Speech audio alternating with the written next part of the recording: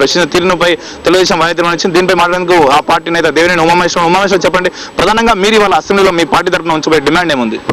కేంద్ర మంత్రి వీరప్ప మొయిలీ గారు కర్ణాటకలో కడతా ఉన్న అక్రమ ప్రాజెక్టులన్నీ కూడా సక్రమమైన విధంగా ఆయన స్టేట్మెంట్లు ఇస్తూ ఉంటే, నిన్న మొయిలీ గారిని హైదరాబాద్ తీసుకొచ్చి సన్మాన కార్యక్రమాలు చేస్తూ ఉన్నారు కాంగ్రెస్ నాయకులు. ఆయన దురదృష్టం ఏంటంటే ఈ రాష్ట్రానికి కాంగ్రెస్ పార్టీకి ఇన్ఛార్జిగా కూడా ఉన్నారు. మేము ఈ ప్రభుత్వాన్ని స్పష్టంగా ఇవాళ నిలదీపోతా ఉన్నాం.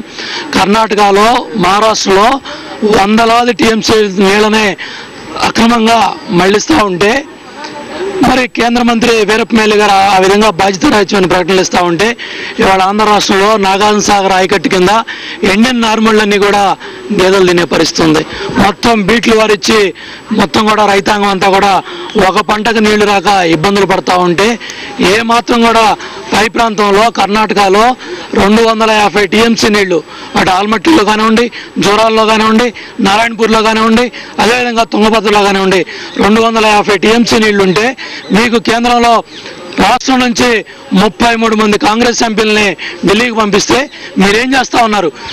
మీరు చెప్పండి, సంశయాత్మక దూరంలో ఉంటారు. అయితే 33 మంది కాంగ్రెస్ ఎంపీలు రాష్ట్ర ప్రయోజనాల కోసం రాష్ట్ర సమస్యలను పార్లమెంట్ ప్రధానంగా ప్రస్తావిస్తామని అంటున్నారు. మేము ఈరోజు అసెంబ్లీలో చాలా స్పష్టంగా ప్రభుత్వాన్ని నిలదీయబోతా ఉన్నాం.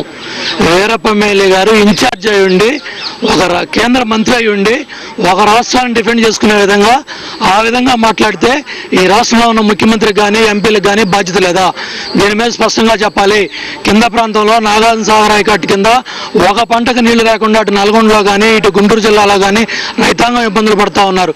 కాబట్టి దీని మీద పట్టుబట్టి ఇవాళ ఉదయం నుంచి కూడా రాష్ట్ర నలుమూల నుంచి కూడా రాష్ట్ర పార్టీ కార్యాలయానికి పెద్ద ఎత్తున ఫోన్లు వస్తూ ఉన్నాయి.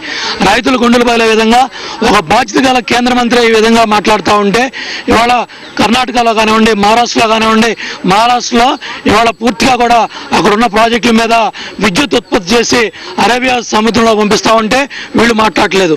కర్ణాటకలో చాలా పెద్ద ఎత్తున దగ్గర 200 టీఎంసీ పైగా నీళ్ళని అక్రమంగా బ్యారేజీలు కట్టి మరి నీళ్లు మళ్ళిస్తూ ఉంటే మాట్లాడలేదు. దీని మీద వీరప్ప మొయిలీ గారిని ఈ రాష్ట్ర ఇన్ఛార్జిగా తప్పించాలి. ఈ బాధ్యత రాజ్యంగా మాట్లాడిన కేంద్ర మంత్రి మీద కూడా చర్య తీసుకోవాలని చెప్పి మేము గట్టిగా స్పష్టంగా ఈరోజు డిమాండ్